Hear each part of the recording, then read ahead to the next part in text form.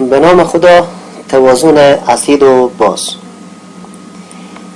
pH پلازما نشان دهنده غلظت یون هیدروژنه که این معمولاً pH پلازما بین 7.35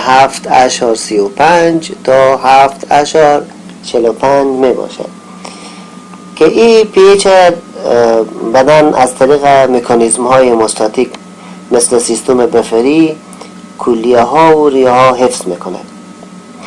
سیستم های بفری از تغییرات زیاد pH بدن از طریق عقد یا ساختن یون هیدروژن جلوگیری میکنه. یعنی هرچی که یون هیدروژن زیادتر گرفت به طرف اسیدی میره و هرچی که او زیادتر احتراق کرد به طرف قلوی. کلیه هم سطح بیکاربونات در اکستراسلولار فلوید تنظیم میکنند که کلیه کربنات در حجره‌های توبولی جذب میکنند. در اسیدوز متابولیک و تنفسی کلیه یون هیدروژن احتراق و یون بیکاربونات حفظ میکنند. ریا هم CO2 کنترل میکنه و در زمان اسیدوز متابولیک با افزایش سرعت تنفس مقدار CO2 بیشتر احتراق میشه و در الکالوز متابولیک تعداد تنفس هم کاهش پیدا میکنه و احتباس CO2 در ریا صورت میگیره. پس برای تنظیم pH خون هم سیستم های بفری فعاله، هم کلیه ها و هم ریه ها نقش عمده دارند. آنیون گپ. مفهوم آنیون گپ یعنی که مجموع یون های مثبت سرم باید مساوی با مجموع یون های منفی سرم باشه. مقدار طبیعی آنیون گپ با پتاسیم و بدون پتاسیم. بدون پتاسیم بین 8 تا 12 میلی اکویوالنت در لیتر و با موجودیت پتاسیم مقدار آیون گپ بین 12 تا 16 میلی اکویوالنت در لیتر می باشه. اسیدوز با آنیون گپ طبیعی یعنی به این مقدار آنیون گپ باشه معمولا در نتیجه از دست دادن بیکاربونات در حالات مانند اسهال، کسی که اسهال باشه بیکاربونات دست میده، فیستول های قسمت های دورتر اما استیومی های بولی، عجز دیوریتیک ها خصوصا دیوریتیک هایی که احتراق پتاسیم سبب میشه، عدم کفای حاد کلیوی، توصیه زیاد کلوراید، TPN یعنی توتال پارنتال نوتریشن یعنی مریضانی که از طریق دهن چیز خوردن نمیتونن و تمام تغذیه از اینا از طریق وریدی صورت میگیره که اگر ما به مریض TPN بدون بیکاربونات هم بدین تولید میشه که به این اسیدوز هایپر کلورومیک نیز میگویند. اسیدوز متابولیک حاد و مزمن که معمولا از سبب کمبود بیکاربونات به وجود میآید.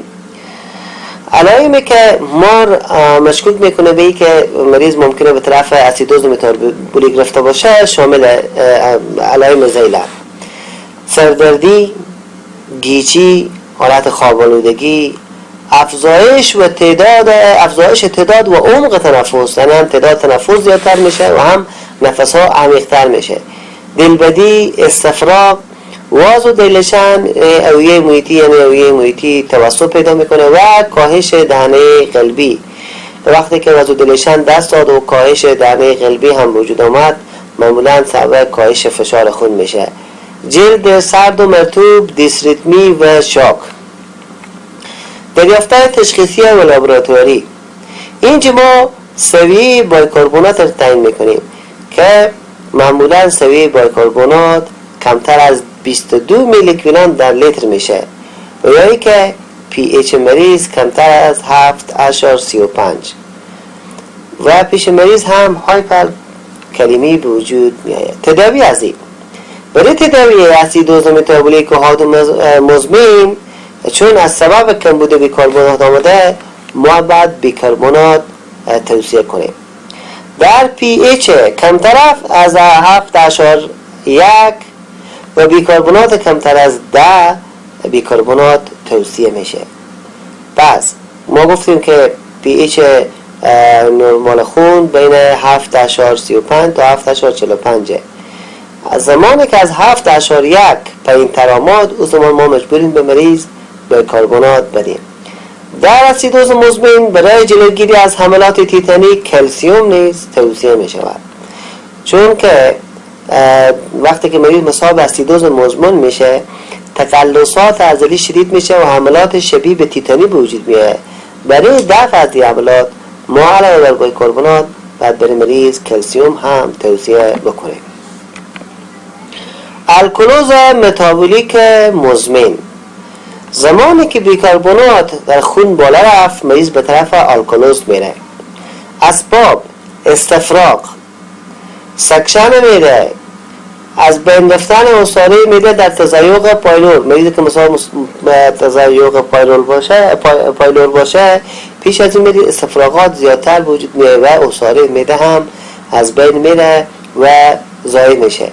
اطلاع پتاسیم، استفاده بیش از حد هورمون‌های ادرینوکورتیکوئید و کوشینگ سندروم، اینا باعث میشه که مریض به طرف الکلوز متابولیک مزمن پیش بره. الکلوز متابولیک مزمن به تعقیب استفاده از آنتی اسیدهای آبی بیکاربونات که زیادتر به شکل شربت‌های آنتی اسید به بازار است، اگر به مریض زیاد از این توصیه کنیم، میتونه مریض به طرف الکلوز متابولیک مزمن پیش ببره.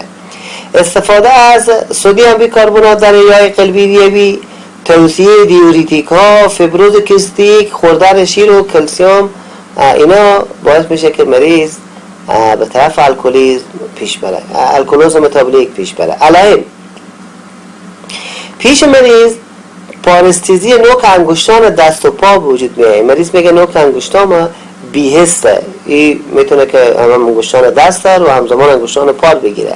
سرچرخی، ازدیاد تونیسیتی عضلی که هم شبیه به حملات تیتانی پیش مریض وجود میاد.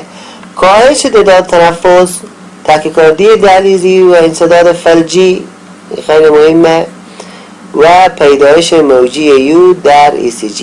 در یک کلیشه نرمال معمولا موجی یو دیده نمیشه در یک کلیشه ECG، اما زمانی که دیده شد ما میتونیم که به الکلوز متابولیک مزمن هم مشکوک بشیم. دریافت‌های تشخیصی و لابراتواری، مقدار پی ایچ و بیکاربونات سرم افزایش می‌یابد، برای طرف قلبی بودن پی ایچ خون پیش میره و احتباس CO2 در ریه‌ها به مشاهده میرسد. تداوی: برای تداوی الکلوز متابولیک با تامین کلراید کافی، بیکاربونات اضافی از بدن دفع میشه. وقتی که ما کلراید زیاد بدیم، این کلراید وقتی که جذب شد سبب دفع بیکاربونات اضافی میشه. وقتی که بیکاربونات دفع شد، الکلوز هم از بین میره و خون به طرف اسیدی پیش میره.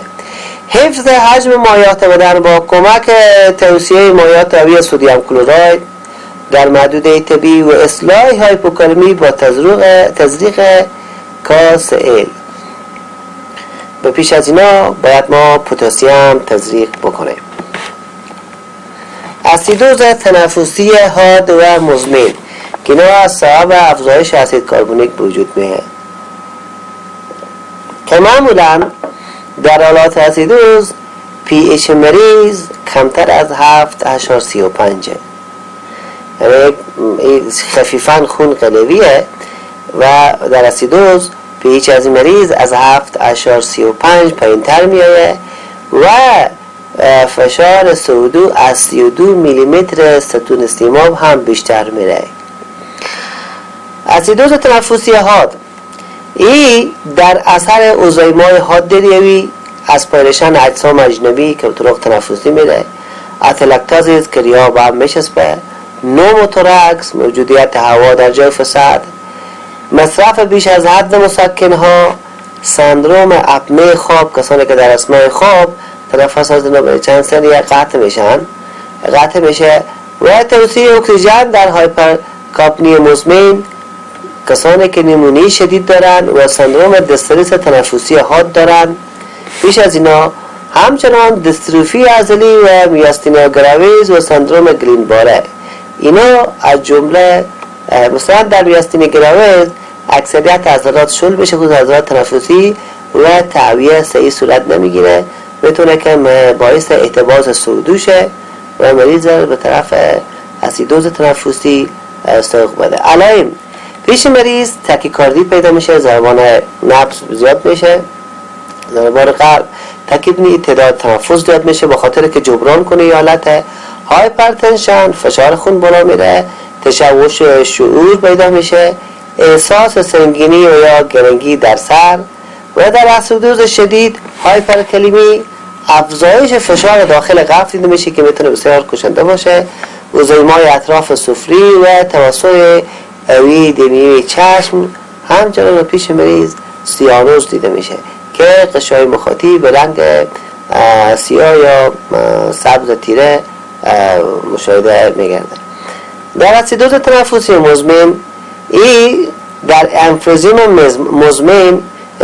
مزمن در برانشیت ها خصوصا کرونیک برانشیت، اپنه استعدادی خواب و مریضان بیهوشی اولین علامت تنفسی فیبریلیشن بوتنی است که ما میتونیم با ECG کلیشه ECG تشخیص بکنیم. دریافت‌های تشخیصی و لابراتواری: معمولا pH کمتر از حد طبیعی و فشار CO2 بیشتر از 42 میلیمتر ستون سیماب هست. تداوی: برای تداوی اول باید عامل سببی از بین برده شه. آیا مریض مصاب اتلکتازیزه، مریض مصاب نمونیای، دوای انحطاط دهنده مرکز تنفس استفاده کرده. در درجه اول ما باید عامل سببی عزیز پیدا کنیم و او رفع کنیم. از توسط دهنده برانش ها برای رفع اسپازم استفاده میشه. پیش مریضایی که آسم و اینا دارن، اتلکتازیس دارن، در مجموع COPD دارن، پیش مریضا دوای توسط دهنده برانش ها مثل سالبوتامول و اینا توصیه میشه که باعث میشه که برانش و برانشیول ها بیشتر باز شه و تعویه بیشتر صورت گیره. در صورت که انتانات تنفسی موجود باشه مانند نمونیا یا برانشیت ها، پیش مریضا باید حتما آنتیبیوتیک هم تطبیق کنیم. ترومبولایتیک ها و ادویه ضد علقه در امبولی ریوی. اگر ما با امبولی ریویش مشکوک شدیم و باید دوائی بدیم که ترومبوزر به حساب نهی کنه که وی منظور ما از ادویه ضد علقه و اینا استفاده میکنیم. و تطبیق کافی مایات. در صورت استفاده از دستگاه اکسیژن کوشش شود که فشار CO2 با آهستگی کاهش پیدا کنه.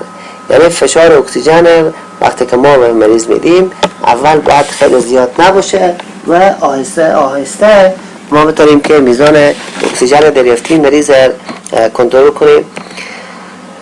در الکلوز تنفسی حاد و مزمن که از اثر کربونیک اسید به وجود میآید، کمبود کربونیک اسید،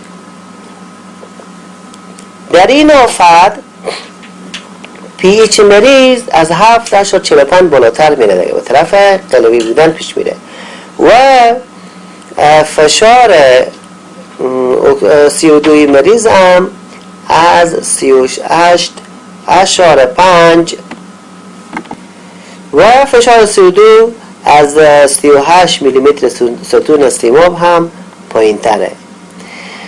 الکلوز تنفسی حاد و مزمن معمولا به تعقیب اضطرابات شدید، هایپوکسیمی، مسمومیت با سالیسیلات ها مثل آسپرین و اینا، باکتریمی گرام منفی، یعنی باکتری هایی که گرام منفی هن، گرام نگاتیو هن، اینا در خون موجود است، از اینا زیاد میشه. و نوع مزمن به دلیل هایپوکبمی مزمن، کاهش بیکربونات سدیم، عدم کفای مزمن کبدی و تومورهای دماغی به وجود میآید. علائمش چیه؟ در الکلوز تنفسی حاد مزمن مریض احساس سبکسری میکنه، عدم تمرکز فکری، پارستیزی خصوصا در یک طرف، بی‌حس میشه نهایت، برانگیخت گوش ها، کاهش بایکربونات سرم، عدم کفای مزمن کبدی و تومورهای دماغی. خب ما در معاینات تشخیصی لابراتواری چی دریافت میکنیم؟ معمولا pH بالا میره، درسته وقتی که الکلوز شد باید pH بالا بره و فشار CO2 هم پایین میایه، بیکربونات سرم هم پایین میایه، پیش مریض هایپوکالیمی به وجود میایه و هایپوکلسیمی و هایپوفسفاتمی، یعنی پتاسیم و کلسیم و فسفات در خون پایین میایه. تداوی بر اساس عامل سببی تداوی می شود. وقتی که ما علت از این پیدا کردیم، هر علتی که بود علت که رفع کنیم، مرض خود به خود تداوی میشه.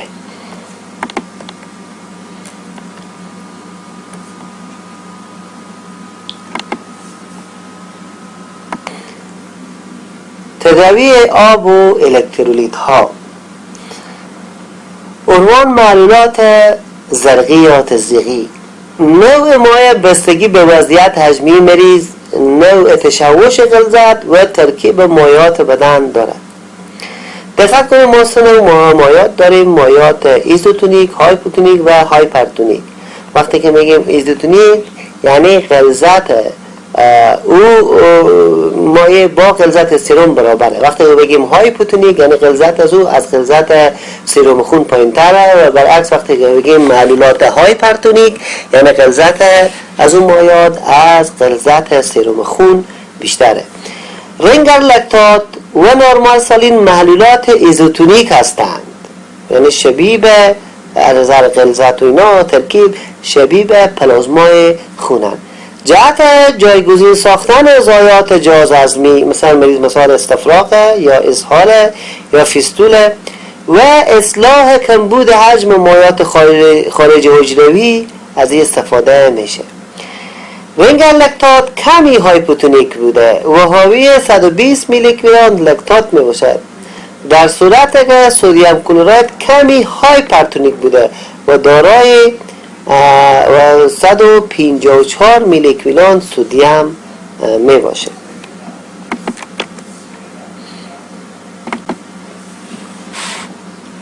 معلول سدیم کلراید یک معلول ایدئال برای اصلاح کاهش حجم توأم با هایپونتریمی، هایپوکلورمی و الکلوز متابولیک می باشد.